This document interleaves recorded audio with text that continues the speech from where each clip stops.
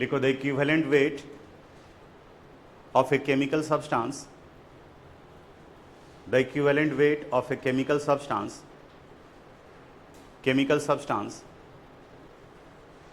is the ratio of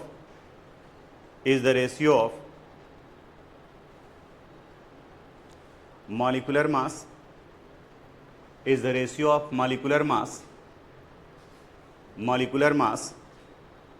and change in oxidation number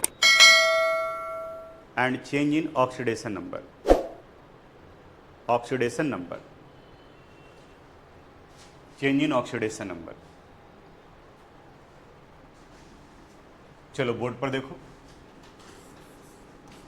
KMnO4 है potassium permanganate. ये किसी में भी लगा सकते हो आप, पोटासियम परमैंगनेट ही नहीं किसी में भी, जिस किसी भी सब्सटेंस का इक्विवेलेंट वेट निकालना हो। नॉर्मलिटी के समय में भी हम लोग डिस्कस किए थे। उस केमिकल सब्सटेंस के मॉलिक्यूलर मास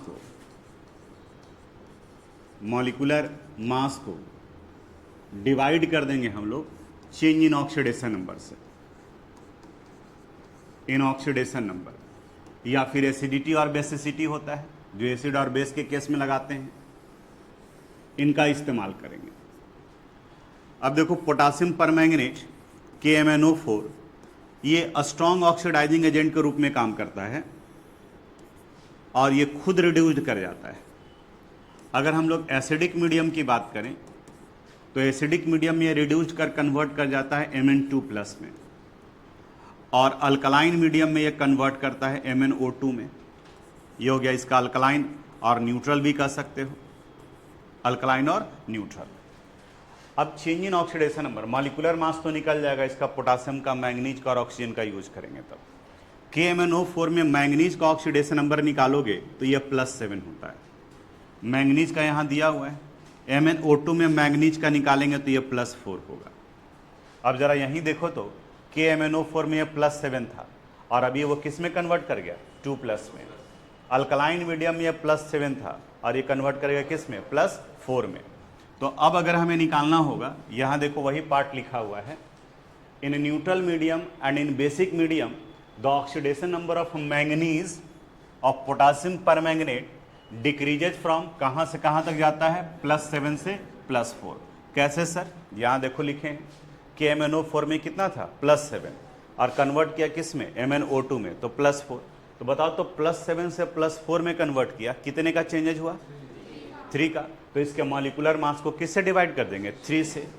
तो यहाँ पर ये वैल्यू आ गया 158 डिवाइडेड बाई 3, यानी कि 52.67 आ गया।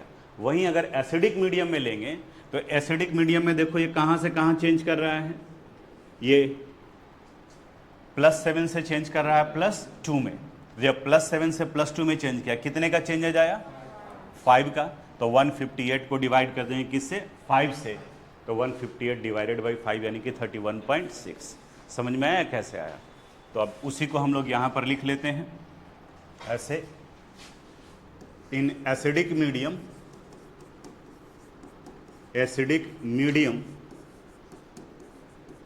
जब पूछा जाए तो एसिडिक मीडियम में मैंगनीज का ऑक्सीडेशन नंबर +7 से कन्वर्ट कर जाता है +2 में।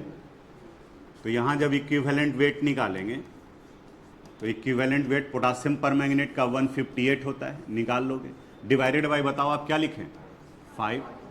और अल्कलाइन मीडियम में अगर निकालना हो हमें, इन अल्कलाइन मीडियम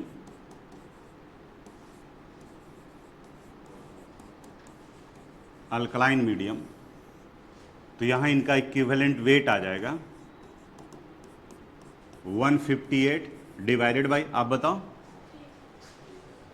कहाँ से कहाँ चेंज करा है, +7 से +4, कितने का चेंज है, 3 का। तो 158 डिवाइडेड बाई 3 कर देंगे, दोनों जगह पर डिवाइड कर देते हैं।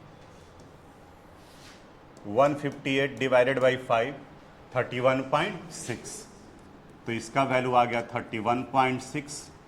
और जब इसमें निकालेंगे तो 158 डिवाइडेड बाई 5, वो तो 31, 158 डिवाइडेड बाई 3 52.666, तो इसे हम लोग क्या लिख सकते हैं 52.67। बोलो समझ में आया इक्विवेलेंट वेट। अब सिर्फ इसी का ही नहीं, किसी का भी कह दे, अगर तुमसे कह दे कि पोटासियम डाइक्रोमेट का निकालो जी K2Cr2O7, तो ये कन्वर्ट करता है किस में Cr3+ में। क्रोमियम का ऑक्सीडेशन नंबर निकालोगे तो +6 हो जाएगा। तब ये +6 से किस में कन्वर्ट किया है 3+ में। कितने का चेंजेज हुआ 3 का, तो इसका मॉलिक्यूलर मास को 3 से डिवाइड कर देंगे। किसी भी केमिकल सब्सटेंस में कंसेप्ट अप्लाई कर सकते हो, लेकिन बोर्ड एग्जामिनेशन में पोटासियम परमैंगनेट का पूछा हुआ है, इसलिए ये पार्ट हम यहाँ पर डाले हैं। ठीक है, अब आप इसको कॉपी कर लीजिए। Thank you so much for watching this video. आपका बहुत बहुत धन्यवाद।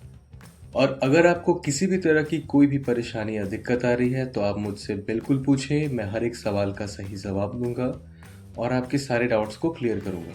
धन्यवाद। और अगर ये वीडियो आपको अच्छी लगी हो तो प्लीज़ लाइक शेयर सब्सक्राइब ज़रूर करें और इसको ज़्यादा से ज़्यादा लोगों तक पहुंचाएं।